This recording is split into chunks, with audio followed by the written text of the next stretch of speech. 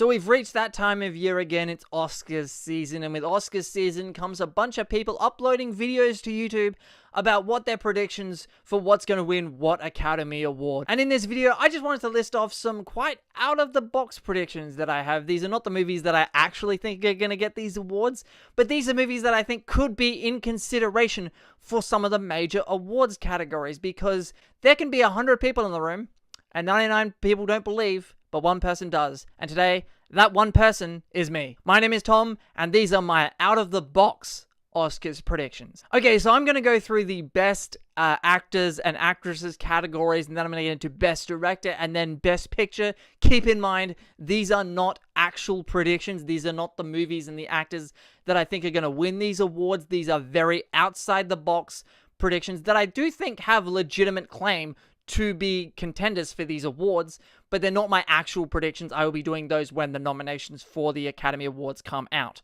For Best Supporting Actress, I have Anne Hathaway. And you might be thinking, what movie was Anne Hathaway in?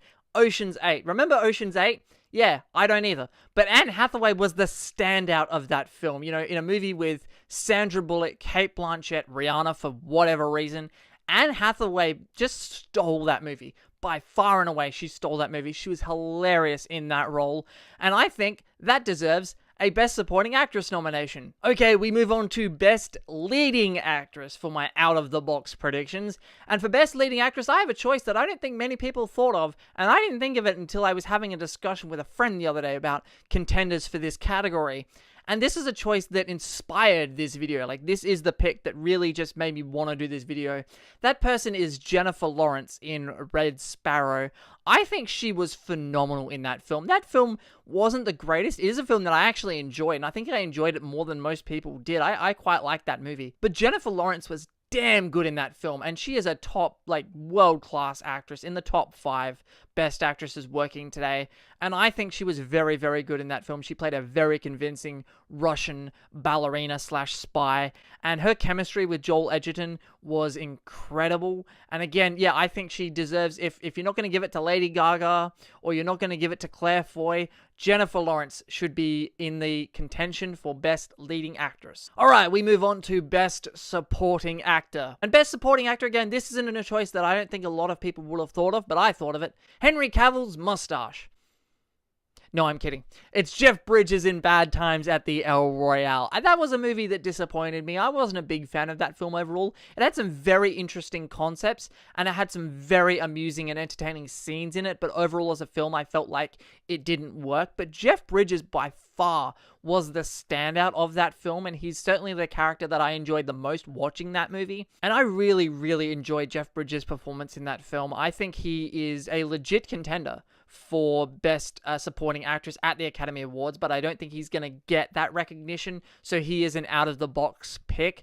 But I really enjoyed Jeff Bridges in that film, and I think a lot of people who went to see Bad Times, I think he was the standout performer in that movie. Okay, we move on to Best Lead Actor. Now, this is a choice that, again, I don't think is going to actually get a nomination. I wouldn't be surprised if this actor did get this nomination, and I certainly am very hopeful that he will actually get the nomination, but again, it's an out-of-the-box pick because I don't think a lot of people would have thought of it, and that is John Cho in Searching. Searching is my favorite movie of 2018, and John Cho delivered a performance in that film that I don't think a lot of people expected him to deliver. John Cho had to show so much range in that film. He had to show so much emotion and do so many things from the perspective of found footage, and that's a very tricky thing to do, considering most of the time he's just looking at a screen, and the amount of depth and emotion that he had to show throughout that film. I thought he was fantastic in Searching. Okay, we're moving on to Best Director, and Best Director is the guy who directed Ghostbusters a couple of years ago, and that guy is Paul Feig for a little movie called A Simple Favor, starring Anna Kendrick and Blake Lively. That movie was probably my biggest surprise movie of 2018. It's a movie that when I first saw the trailers, I didn't think much of it. I thought the trailers were pretty crap. I thought it was going to be a little throwaway movie, and oh my god, what a surprise A Simple Favor was. The movie seamlessly transitions from genre to genre. It transcends genres. It transcends tone. It changes genre like every 15 minutes, and it's seamless. You cannot tell that it's doing it. And the way Paul Feig just directed that film, like, it really shows off how much of a master Paul Feig is and how much of a handle he has on a really good script, like A Simple Favor. And the performances he was able to get out of Anna Kendrick and Blake Lively, they're both good actresses in their own right, but they were just on another level in that film. And the number one job of a director is to get the best performances that he can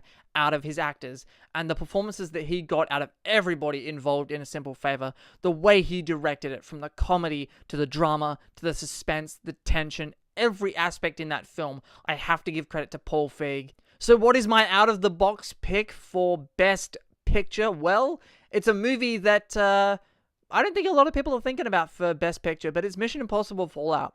Not my favorite movie of the year, it is my third favorite movie of the year.